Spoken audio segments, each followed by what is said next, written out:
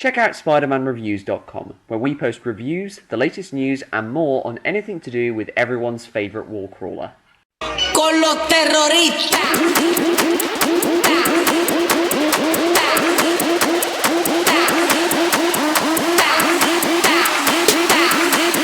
We're back, bitches! Do the Harlem Shake.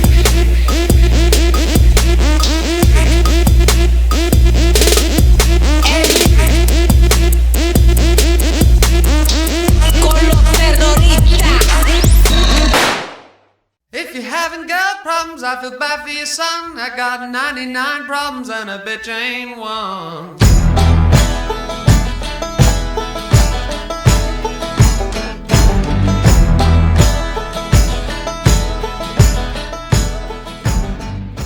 Hello everybody, Donlinedude here, and welcome to my review of Deadpool Kills the Marvel Universe. They say you should never judge a book by its cover. The same doesn't always extend to its title. In fact, nowadays, various movies, video games, comic books, and novels tend to capitalize on this by choosing a title that sums up the core premise of the project in order to market it to a mass audience. Films like Abraham Lincoln, Vampire Hunter, Alien vs. Predator, and Lesbian Vampire Killers are good examples of this. Maybe good is the wrong word when talking about the latter two. Anyone who buys a copy of Deadpool Kills the Marvel Universe, unless they've read up on spoilers beforehand, won't necessarily be expecting anything more than the merc with a mouth slaughtering Marvel's most popular heroes in a myriad of creative ways. And sure enough, that's all there and done gruesomely well. But the writer behind this bloody romp, Cullen Bunn, also utilises the title character's unique abilities and personality to make this much more than just gratuitous violence. We begin in a near identical style to the Marvel What If series, with the Watcher showing us an alternate reality where Deadpool has been checked into a mental clinic by the X-Men, for obvious reasons. What they don't know is that the man in charge happens to be the villain Psycho Man, whose subsequent attempt to brainwash Deadpool unlocks a new voice in his head that eliminates the other voices and gives Wade new perspective on his life as a fictional character, convincing him that everyone in this universe are slaves to their creators, which is the impetus for his superhero killing spree. What works about this is that there's just enough truth in what this new voice says for Deadpool to believably snap. As the Joker says in The Dark Knight, madness is like gravity. All it takes is a little push. Deadpool has been breaking the fourth wall for over a decade now, and he's been pretty complacent with it so far. Later on, after he's killed Spider-Man, he says that he feels this new voice has always been rattling around in his head, rotting him from the inside out, which suggests that it's the voice that's been responsible for his ability to break the fourth wall in the first place. But perhaps the reason it's never succeeded until now is because Wade was able to subconsciously blot it out, while still reaping the benefit of seeing through the layers of reality. Maybe he even convinced himself that this gave him free will over the other characters. If that's true, then Psycho Man inadvertently strips away these subconscious defenses in his plan to turn Deadpool into the first of an army of brainwashed supervillains. Now Wade has no defense against what this otherworldly voice has to say, and he is swiftly convinced that he and everyone in his universe are puppets, and he's just one who can see the strings. Like Dr. Manhattan from Watchmen, though instead of resigning himself to this fate like Manhattan does, Deadpool resolves to do something about it. Wow, I never thought I'd wind up comparing this comic to Watchmen of all things. Of course, there is also the infinitely simpler reason for this. Deadpool becomes self-aware because the writer, Cullen Bunn, wrote him that way. But the story is able to call attention to that fact because of its unique position, though it also doesn't discredit the previous explanation. In fact, it enhances it. Ivan Krolo makes a great point in his review that the voice represents Deadpool's resentment of the comic book industry, which is likely why, as I said before, there is some truth to what it says to him. Comic book characters are very much at the mercy of their various writers and artists. If Dan Slott woke up one morning and decided that Spider-Man should have a sex change and call himself Petra Parker from now on, then theoretically he could do it since he is the current writer of the character. If you are watching this though, Dan, then please don't get any ideas. Spidey's had enough crap already with the whole superior thing. The same applies to artists as well. Frank Cho could all of a sudden consider that he isn't drawing female characters with large enough breasts. And yes, I realise how ridiculous a concept that sounds. The point is, these characters are effectively like clay to be moulded in the hands of their respective storytellers, which is why in issue 4, Deadpool uses Puppet Master's radioactive clay to have the remaining heroes and villains either fight to the death in the streets or commit mass suicide by jumping off rooftops. That's some grisly irony right there. Bunn also takes a fair amount of potshots at the concept of comic book continuity, arguing that the need to maintain the status quo prevents these characters from properly moving forward with their lives, something plenty of Spidey fans in particular, myself included, can kind of agree with. At the end of the series, after killing nearly everyone in his universe, Deadpool finally manages to rip through the layers of reality, emerging in the offices at Marvel, where he finds Cullen Bunn and the rest of the book's creative team going through the script for the very scene playing out before our eyes, right up to the point where Deadpool turns around and addresses us, the reader, saying that after he's done with these guys in their universe, he'll find us soon enough. The way I see it, this throws up the question of whether Deadpool really is free of the writer's influence, since he went along with the script at the end, which also leads to the question of whether he goes through with killing them. After all, none of the creative team seem to even notice him by the final panel. They're just going about business as usual. Now, these aren't exactly accurate depictions of Bunn and co. They're clearly exaggerated, and perhaps that makes them oblivious to the murderous, self-aware, maniacal mercenaries standing in their doorway exactly as they scripted it. But maybe the reason they don't seem to notice him is because they still control him through the power of Bunn's writing, which means they could make him leave, or change his philosophy on the whole situation, or just blow his own brains out. Or perhaps because the story ends at that exact moment, Bunn no longer has any influence over Wade, who is, as a result, left free to roam in that universe and therefore does brutally murder them all. I'm personally inclined to go with the latter option. If you've read the sequel miniseries Deadpool Killustrated and Deadpool Kills Deadpool, you'll know that this version of Deadpool, who later comes to be referred to as Dreadpool, does indeed survive and goes on to kill classic literary characters such as Sherlock Holmes, Tom Sawyer, and the Headless Horseman, as well as various other versions of himself before the mainstream Deadpool finally puts an end to him. I'm not being funny, but if I wrote a comic book about a homicidal maniac who attains self-awareness and goes through an interdimensional gateway at the end, only to arrive just outside my room, and I looked up and the guy was actually standing there, I wouldn't hesitate in writing an epilogue where he comes to an earth-shattering epiphany over his actions and promptly kills himself. But that's just me. The question is still pertinent, however, since much of this book takes place in a universe that is acknowledged as being a work of fiction.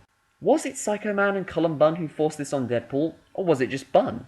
Has Deadpool really cut the strings, or can he just see them? Bunn does a great job portraying Deadpool both before and after he becomes entirely self-aware. It never feels as though this is a completely different character in a Deadpool skin suit and costume.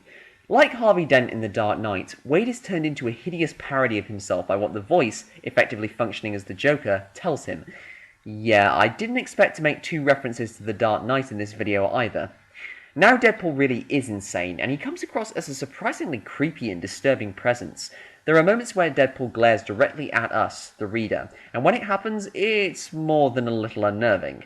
Like the voice, there is some truth to what this twisted version of Deadpool has to say, and this gives Bunn the opportunity to provide plenty of satire on many of Marvel's characters. It's actually quite subtle for a Deadpool comic too. He never comes out and mentions Marvel save for an oblique line, nor does he say to anyone that they are fictional characters, only puppets.